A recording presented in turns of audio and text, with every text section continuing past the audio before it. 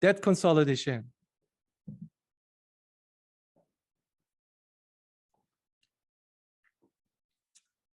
Alrighty, so let's continue with debt consolidation. And for that, I'm going to actually start a new scenario. I want to introduce you to Sally. Sally's from Toronto. She has $1 million property, same remaining amortization, same remaining balance than Bob for some reason. She's got a different rate, but she has 33 months left. So we're going to start a new scenario. We're going to do a express setup because it's fast, and I'm going to show you how fast I am here.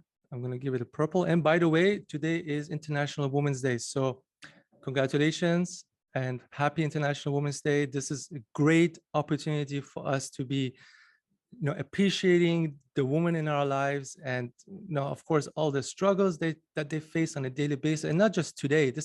We have to do this every single day. Our moms, our sisters, girlfriends, wives, cousins, just appreciate them, because the amount of love that they give us and the world is just unbelievably amazing. And without that, men would probably be killing each other right now. Let's really appreciate it, because we live in this amazing world because of them. Okay, Sally, let's do Sally. So she has $1 million property and she's got a current balance of 600,000. Sally is with CIBC, which reminds me, we probably need to update the logo. And 3.15 is 3.54 is her current rate. You don't have to follow along with this one. It's that was just because of the challenge we did with Bob. And now she has the remaining amortization of 23 years and 3 months. So I'm not going to enter in the payments. I just know the amortization here. And so she's got 33 months left, which is already there for me. It's already set. And she's got a $20,000 penalty. We're just going to estimate that, throw it in.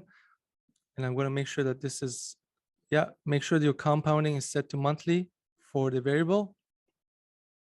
It's set for me because my version right now is a fixed version. It's a fixed build, but we're going to publish an update to this so you can also have that. And that's it. Actually, let's see what we want to do with the amortization. We also want to set it up to be yes. Okay, let's go. Nice. Sally is already winning. Great. That's great. So we send a report to Sally and we tell her, we base this on the $20,000 prepayment penalty. However, what you need to do, Sally, or go on the online calculator of CIBC or call them. This is your process. I'm not sure how brokers exactly do it. Some do it their own way. And Sally comes back, says, we got a problem. That $20,000 that we estimated is no longer true. It's $31,891.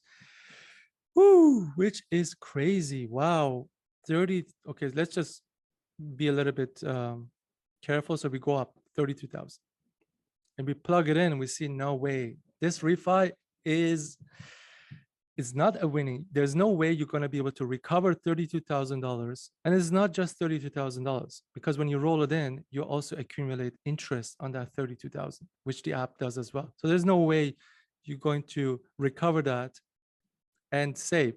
But let's see what else you can do, Sally. And this topic is about debt consolidation, right? So naturally, we want to go and edit and add some debts. So the way to do this is there is an edit button at the bottom. And this is where we hide all the advanced stuff, because we really want you to look at the tool and be able to change a few things. But if you want to get into advanced section, we always have an edit somewhere on the tool. So there's an edit. There are 4 items here on top. And this is sort of the place that you want to start to look first. There's the current mortgage. There is debts, which we're going to access very quickly. And there are fees like your penalty and discharge and all the other fees that are listed there. You can add them, and more details about the new mortgage. So this is where you can sort of customize the new mortgage. You can set the amortization, etc. I will be talking more about that in next session, which is next week, part 3. I think that's the final part of the refi. So for now, let's go over to debts and let's add in some debts. So I broke it up into as many debt items as I could think because I want to show you the little details about each item. So we're going to start with adding a new debt. And just to show you how I did that, button at the bottom, add new debt. We're going to pick a debt type first. So this is a HELOC. And actually, let me tap on it again, just to show you. We have looked at every single debt type there is, and there are differences in the way it's calculated. For example, a HELOC here can be secured by the current property, or it could be a HELOC on another property. So there's a little bit of a difference there. For this one, just tap in a recognizable name. The balance of this one is 20,000. 2.45 is the rate. And we don't know what the payments are. Usually HELOCs are interest only. So luckily there is a interest only button and it calculates the interest only payments. And we're going to select this secured by current property because when you do that, it actually deducts for your current available equity in the property. If you didn't, it will keep that intact and you can consolidate or not consolidate. Just so you know, that switch is key for doing that. So let's say done. So we just added a HELOC that we wish to consolidate as well, but obviously it didn't move the needle because it's 2.45.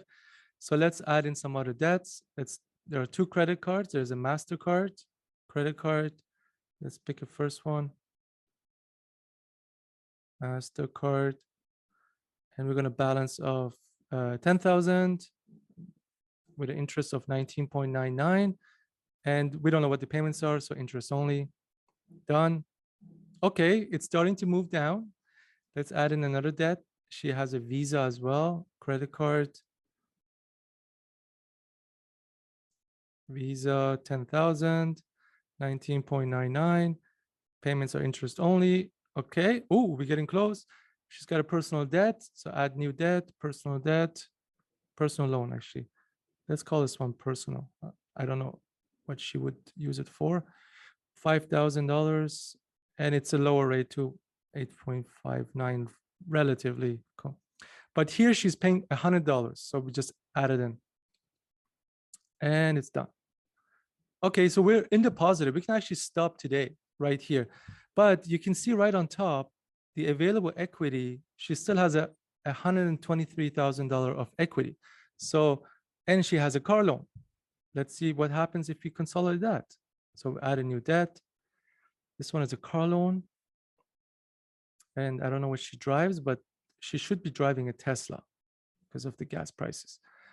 And $44,000 is the balance, remaining 5.50. And I wanted to show you this. So this is the whole reason I added the car loan, is because I wanted to show you that you can actually put in $500 and change the payment frequency to bi-weekly. That's it. I just added that debt just to show you the payment frequency. But it looks better as well. So we have consolidated quite a lot of debt. I think total is about $69,000. But the cool piece about the debt consolidation feature is that you can just turn them off. You can just tap on it and say, we're not going to consolidate. We will consolidate, just to see what it looks like. And it looks like these guys with the highest interest rate are going to make the biggest impact. You can just turn them all off, turn them on. And each time you do, by the way, you can save it and Sally would get an update in her report. What else can you do with this debt consolidation? There's a few things that happens. For instance, if you were to suddenly go back and change the property value of Sally to like $800, let's actually do that. Let's go and just go down to $800. The app will do some adjustments. So it will try to keep because your available equity just decreased tremendously, it will try to keep the highest interest debt still consolidated. So it does a reverse avalanche, I believe.